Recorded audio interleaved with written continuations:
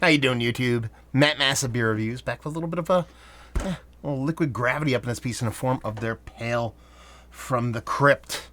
I like this label. I'm not a big horror guy. I have a bunch of friends that are huge horror guys, but one horror thing that I did watch was Tales from the Crypt on HBO back in the day with little Crypt Keeper dude, and I dug that, so I dig this label. Let's put it that way. This is a hops are Citro Mosaic Pale Ale coming at 5.5%.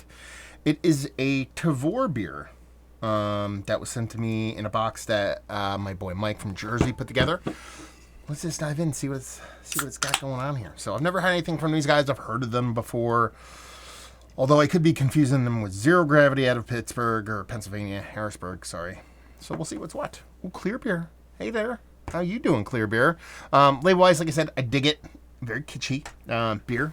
It's not what I expected. You'd see these little hazy pales, or little pale ales. You assume them to be hazy. This is relatively clear in the grand scheme of things. 20 years ago, this was a hazy beer. But as it sits now, it just has this nice, rich orange glow to it. A little bit kind of bright yellow leaning, kind of all grain kind of vibes to it. Index finger. Pretty neurotic kind of head on it. Soft little fluffiness up top, but crazy bubbles all abound. And yeah, it looks the part of a little crisp little pale. It's good nose. I mean, it is a nice balance between a nice old school, like grapefruit forward citrus, and a really nice, meaningful but not overly sweet kind of malt base. So it's got this little bit of beefed up kind of maltiness, like a two-row kind of, just a, not up there. We're not getting towards like classic double IPA kind of maltiness, but it has this kind of nice rich sweetness to it. On the other side of things, like I said, a soft kind of old school kind of grapefruity kind of sweetness, fruity sweetness, and bittering to it. That's pretty much it. Really not much else to it on the nose. But I gotta give props to that balance between both that malt coming forward, being meaningful, and the way those hops are coming off. Let's dive in. Cheers.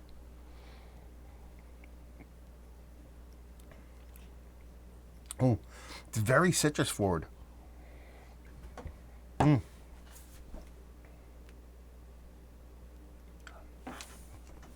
That's very citrus forward. This is very old school. Very, very old school in a very fun way. It's got this take that citrus thing, kind of make it like a citrus medley, add a nice dollop of pineapple in there. On the malt side of things, it stays pretty much that kind of nice, rich, not overly crazy kind of maltiness, but it's meaningful and purposeful. There's a soft, like, wheat characteristic. I wouldn't be surprised if there was something else in here. They call this a West Coast Pale Ale. I could see people calling this a West Coast Pale Ale, but it really does lean more fruity than a resinous pininess or something like that. So, see, they have caramel malt in here, and that's it. I should have said it before I fucking read it. They said a wheat in here, and that's what I'm getting in there. A big pop of wheat graininess, and it's kind of really cool. I mean, like I said, they call this kind of a West Coast Pale Ale. I'm not going to sit here and argue with that. I could see people making a kind of, argument for that. I would imagine if I drank this blind, I would be like, does it have West Coast characteristics? Sure, but it's more just a strictly kind of leaning into new school, old school at the same time kind of pale ale, like right before or just when those kind of fiddleheads and the headies and those kind of beers kind of came out. That kind of beer. I like this. The most surprising part about it is how aggressive that graininess and the way that wheat kind of comes off in the taste. It's really, really wonderful. Probably one of the more malt-forward beers in the kind of hoppy IPA kind of pale ale kind of realm. But that imparts a big malt base, but still stays light and drinkable. This is not a hefty beer. I can see people not freaking out over this beer because it lacks a lot of the kind of quantifiers that make these beers kind of like people's favorites, now, like a super juicy component and this overly green bittering, things like that. It lacks pretty much all of that.